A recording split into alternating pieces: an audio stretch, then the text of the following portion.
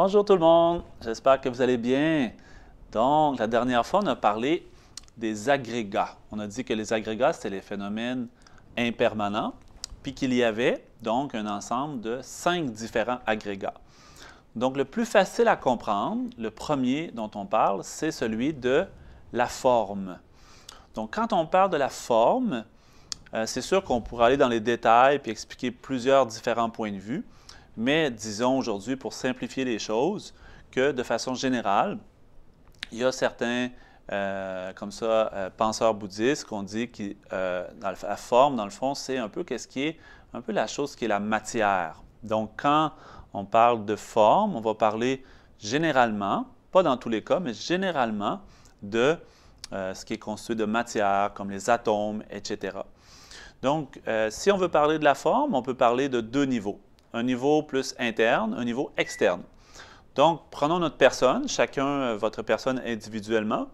Donc, tout ce qui est côté matériel, ce qui est côté formel, qui fait partie de votre personne, on appellerait ça la forme interne. Et qu'est-ce qui fait partie de l'extérieur de vous? Donc, c'est la forme externe. Donc, c'est sûr que c'est différent. C'est pour moi, ce qui est la forme interne, pour vous, ça serait de la forme externe, de la matière externe. Donc, c'est très important de comprendre ces choses-là parce que, comme on a dit auparavant, notre personne, c'est une simple désignation sur la base des agrégats. Donc, il y a beaucoup de gens, par exemple, qui vont penser faussement que le corps est eux, que le corps, c'est leur personne. Alors, ce qu'on dit ici, c'est plutôt que notre personne, c'est une désignation sur la base des agrégats, mais le corps, ce n'est pas notre personne. De toute façon, même nous, dans notre vocabulaire quotidien, on ne va pas dire le corps, c'est moi. On va plutôt dire mon corps. Il faut que je prenne soin de mon corps. Donc déjà, on fait une différence entre moi et le corps que je possède. Donc c'est évident que notre corps n'est pas fondamentalement nous, de toute façon. Donc, quand on divise la forme comme ça du point de vue bouddhiste entre interne et externe, on va parler que la forme externe, c'est quelque chose qui peut être perçu par nos 5 consciences sensorielles. Donc, vous connaissez tous ce qu'on appelle les 5 sens. Du point de vue bouddhiste, pour qu'il y ait conscience du phénomène externe, des phénomènes externes tels que les 5 objets des sens, dont les 5 objets des sens, c'est ce qui est visuel, ce qui est auditif, ce qui est gustatif, tactile, olfactif. Donc, les 5 objets des sens. Pour qu'il y ait perception des 5 objets des sens, du point de vue bouddhiste, ça prend un ensemble de 3 choses. Ça prend l'objet des sens, donc prenons l'exemple de la conscience visuelle, de voir la couleur bleue ou de voir les couleurs qu'il y a dans votre écran présentement en me regardant. Donc, votre œil, votre conscience visuelle, en fait, va percevoir les couleurs et les formes. Par exemple, la forme de mon corps, les couleurs que je porte, la robe, etc. Donc, votre œil va détecter les couleurs et les formes. Votre oreille va détecter les sons. Votre langue, si vous buvez quelque chose pendant que vous m'écoutez, vous mangez un bon morceau de gâteau, donc vous allez aussi goûter des saveurs. Vous allez aussi possiblement détecter des odeurs par votre conscience auditive et vous allez possiblement aussi avoir des sensations physiques, corporelles, tactiles, j'ai chaud, j'ai froid, je me sens bien, je me sens moins bien, etc. Donc tout ça, ces 5 objets extérieurs sont perçus par nos 5 consciences. Nos 5 consciences, elles, sont immatérielles, mais elles sont supportées par 5 pouvoirs des sens, ce qu'on pourrait appeler nos 5 sens, comme l'œil, l'oreille, etc. Donc, sous le pouvoir de nos organes sensoriels, si on pourrait dire comme ça, et des objets perçus par nos organes, des objets perçus extérieurement, dont il y a une conscience de ces choses-là.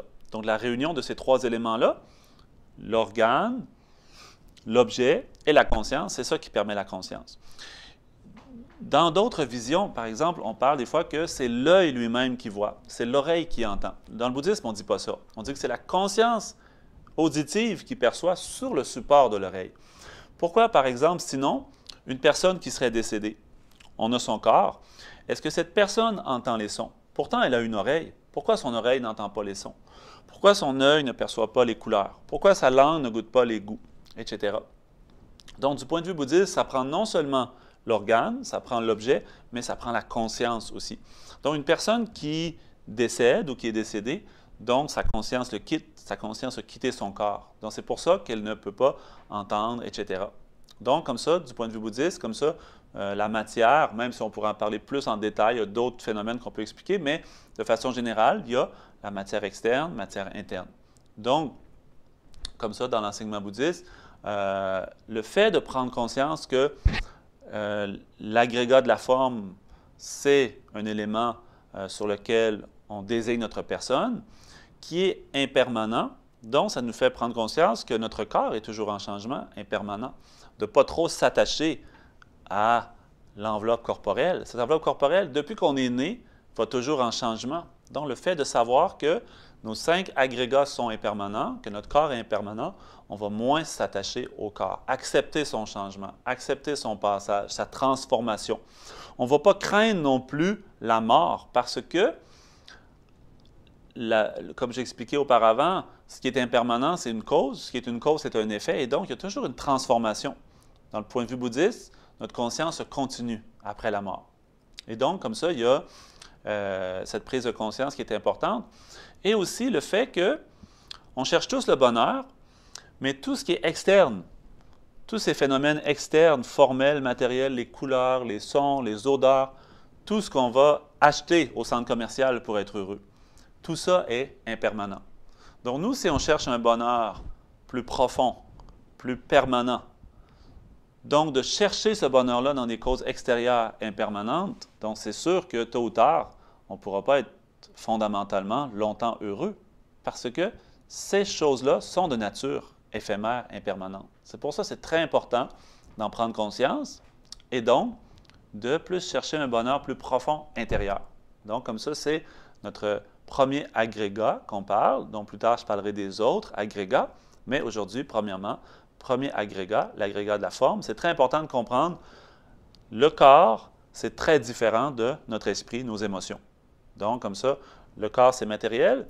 Les 4 autres agrégats que je vais traiter plus tard, donc les sensations, le discernement, les composés, les facteurs composés dans lesquels sont les émotions, la conscience, tout ça, c'est de nature différente, un et l'autre. C'est en interdépendance, mais c'est différent. Merci beaucoup tout le monde. Janchu Semcho Rinpoche Makim Panam Ke Gyuche Ke Pa Nyamba Me Paya Kone Kontu Mpe Wan Sho. Merci, à la prochaine.